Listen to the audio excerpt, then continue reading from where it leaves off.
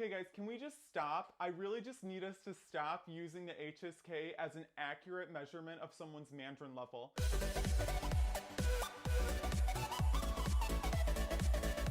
Okay, let's be real. If you've never studied Chinese before, if you can't speak Chinese, to them hearing that someone's passed an HSK5 test is like, oh wow, they're like, Chinese is amazing. It's like, not really. Like, how the hell do you know if you've never done it before? And then you add on like this mystery of like what the HSK6 represents, and it's just like, oh my god.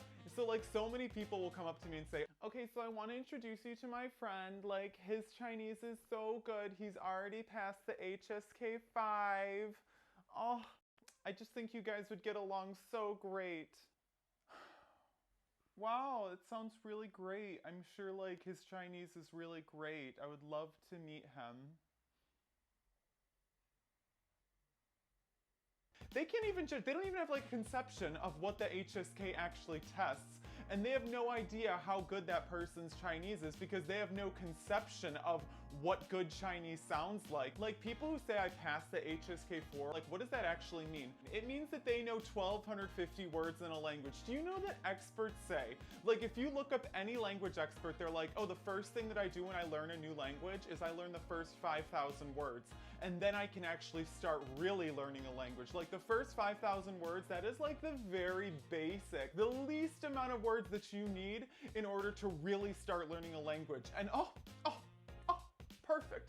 The HSK6 is exactly 5,000 words. So it's like, what does it actually say that you've passed the HSK6? It means that you have literally learned the very basics of the language. So what does that say about the HSK 5, 4, 3, 2, and 1?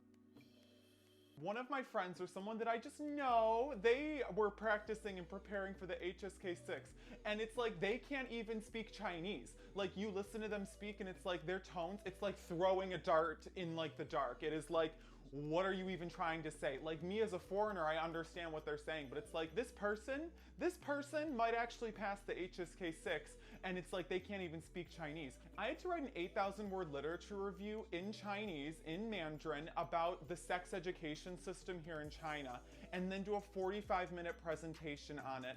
Now, that person who's passed HSK6, let's say I actually did the HSK6, and I tell someone, oh, I passed the HSK6, and that person who can barely speak Chinese says the same thing to the same person. That person is actually gonna think we're at the same level when one of us can barely speak Chinese. And I'm not trying to like pump myself up and say, oh my God, my Chinese is amazing. That's not my point here at all. I'm not saying that your ability to speak in the language is like the end all and be all and like the most determining factor of which we can judge your English level or your language level. I'm not. But if you can't speak the language and you're literally about to pass the highest level of the only official test for that language, and you literally can't speak it, what are you doing with your life, honey? And it's like, what are you talking about? It's like people on YouTube who are like, oh, you know, in 5 years I passed the HSK5. It's like, in 5 years you passed the HSK5. It took me 1.5 years to study for the HSK5, and at that point I could barely speak Chinese. And it's like, you see the comments and they're like, oh wow, your Chinese is so good. It's like,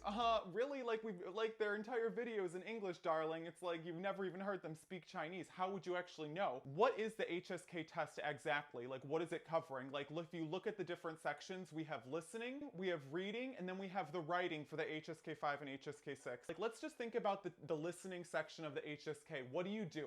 They have like a multiple choice question, and then all you have to do is read those 4. And I'm talking from the perspective of what teachers told me the strategy to pass the test is. You just look at those 4 answers, and you wait until the speaker says one of those answers, and then that's usually the correct answer, like 95% of the time, unless they add in like a negation, like boo or may. Like, if that's it. That's how easy the test is for the listening. Like, what? Like, there's literally no thinking involved. It's really not a test of your listening skills at all. And then, like, let's just think about the reading. The same exact strategy. It's like they give you, like, for the HSK6, for example, they give you, like, a full page of text. Like, the text is maybe, like, 800 to 1,000 words. I think it's, like, 800 to 1,000 words. Every paragraph usually has one answer. And then you just go in that paragraph and you speed skim through. You look for the characters that are, like, in the answers, in that multiple choice question. You look for them in the paragraph, and then you just select it out. And And usually the last question is like, what would you name this article? Like, what's the theme of this article? And then you just pick that answer, like whatever it is. You don't even have to read the whole thing.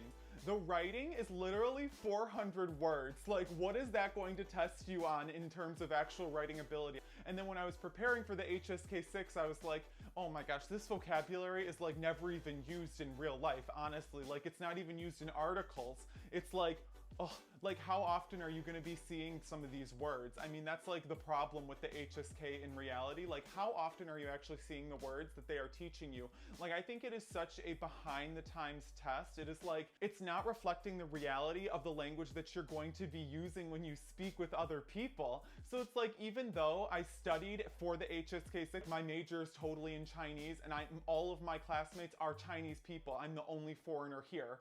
So it's like, if I can compete with them at like an academic level doing a master's program and writing completely in Chinese, like, then I'm good to go. Like, I don't need the HSK 6 to tell me like my Chinese is good. Do you know what I mean? And honestly, like, I just want to say, if you're basing your judgment of someone else's language skills upon the HSK, their HSK level, it is just like, it's just not a structured enough test to really test someone's language skills. I don't even think if you add in the HSKK, the speaking test for Mandarin, I don't even think that that's going to be a super good measurement of someone's Mandarin level. I really honestly think they would have to take the Chinese test for Chinese speakers to really see what their real actual Mandarin level is.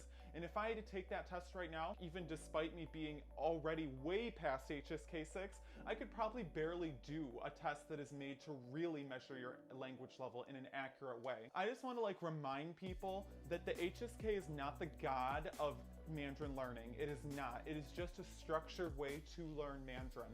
But in the end, it doesn't really say much about your actual Mandarin level. It just gives you little goals that you can hit and get past so you can keep yourself motivated. Like, you have to be really realistic with yourself. 1,250 words in a language is absolutely nothing. 5,000 is the very basic, and HSK 6 is 5,000 words. You have to really think about that when you're talking about Mandarin and what people's Mandarin levels actually are, okay? So anyway, if you like this video, I know it's like very ranty, but I just think it's like ridiculous, like that people have this like sort of misunderstanding and sort of like this fantasy about what the HSK actually is. It's like just ridiculous to me. So anyway, if you like this video, you can give me a like or you can subscribe. Thank you so much. Bye.